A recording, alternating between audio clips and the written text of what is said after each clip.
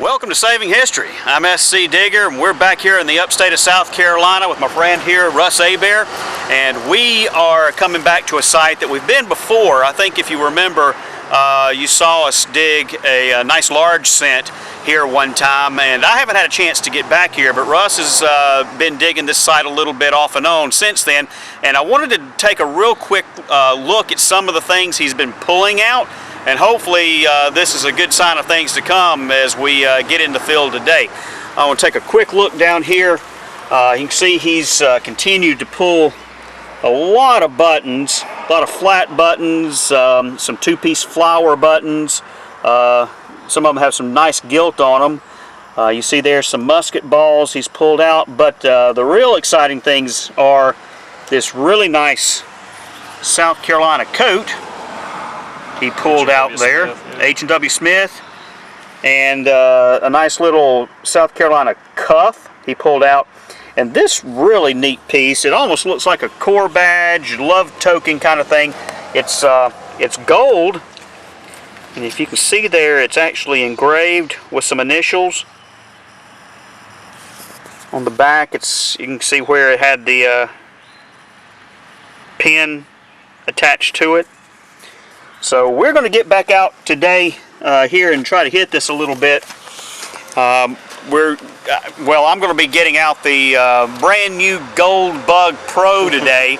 We're going to see what this thing can do here. When we get down in the field, I'll do a quick setup with you to show you how I'm going to set up the machine, and then we'll get to hunting.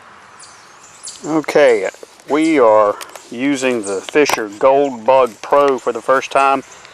This is actually the DP version because it comes with the 11-inch coil. Just the Pro version comes with a 5-inch coil, which I probably need to get somewhere down the line, especially even for a site like this, which has a lot of iron in it. But what I want to do is show you the quick setup here, quick start, which is a relatively easy machine to use. What we're going to do is we're going to power it on over here, and you see as I turn it over here, this is the gain or the sensitivity.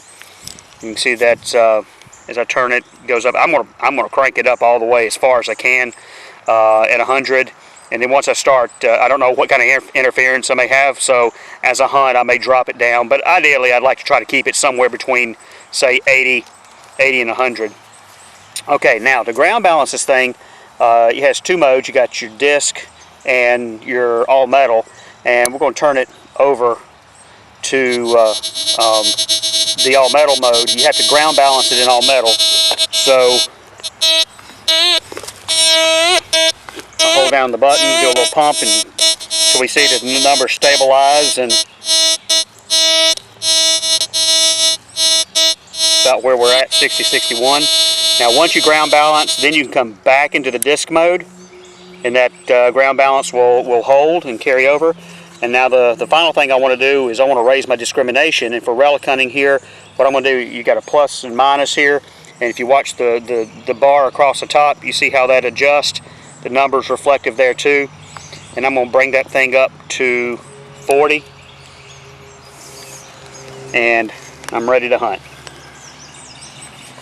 All right, Ross says he's got him a good target here in the dirt. Hadn't found it yet. He's using his White's V3 here. What you got? I don't know what that is, dude. What is that? It's like a little small, small button. There's the shank on the back of it. I wonder if that's like maybe off a, man, it's so tiny. What if it's like off a shoe or something? I don't know, but that is extremely tiny. Let's see if we can, let me see what we can do with this thing a little bit. If there's any design on it. I don't know if you see it. There you go. There you go. Let's keep going. But there's a lot of good targets out there. Yep. Well, I continue to get the handle of this machine here. It's really sensitive and it picks out good targets out of the iron. Got an interesting little target here. It's looks like a little brass leaf. I don't know my trees. I don't know if it's an oak leaf or a maple leaf, but kind of a cool little piece there. Okay, I've got my target there in the side of the hole. You see it right here. I have no clue what it is, so I figured I'd break it out and we'd figure out what it was together. And it looks like we got us a piece of a nice suspender buckle. Got a cool target down here in the hole. Nice little brass barrel tab. It's kind of a small one, but pretty cool. Let's keep going. Well, for some reason, I just seem to have a knack for digging these things. I'm not going to complain, I like digging them. But you can see, got one of these nice big old padlocks here. Looks like we got the brass cover on the front with keyhole. Just got the big brass cover there. We'll clean this sucker up and put it in the display. Okay, time to play Mystery Relic again. I've got the target out. You can see all the ants crawling all over whatever it is right there. I don't know what it is, and we're going to discover it together. And it looks like it's a fairly modern house key or car key or some kind of piece of junk. Okay, there you go. All right, we have been working this hill here, and I've got a target here in the clump here. Of course, you see Russ has run over here to see what we may have. Let me give you just a kind of a little side shot here. This is as far as I have seen of what it is. It looks to me like a two-piece button. I'm not going to speculate any further than that on what it might be. Other than breaking that sucker out of here and seeing that I've got a, what have I got? It's got a little push to the front. Yep. Russ, why don't you hold that just a second there? Got it.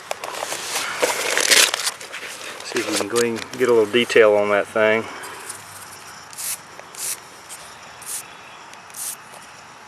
It's an eagle eye. I'll be dogged. So in a site where we've been sitting here digging South Carolina buttons and flat buttons, I come out here and dig a general service eagle eye button. Odds are probably worn by the South Carolina soldier, most likely. No doubt. This site, the home site dates from 1800. And just through some research, we know that some Confederate veterans did live here. So that is quite a spectacular find in this yard. Yep, there we go. All right. Well, that's all we got time for today.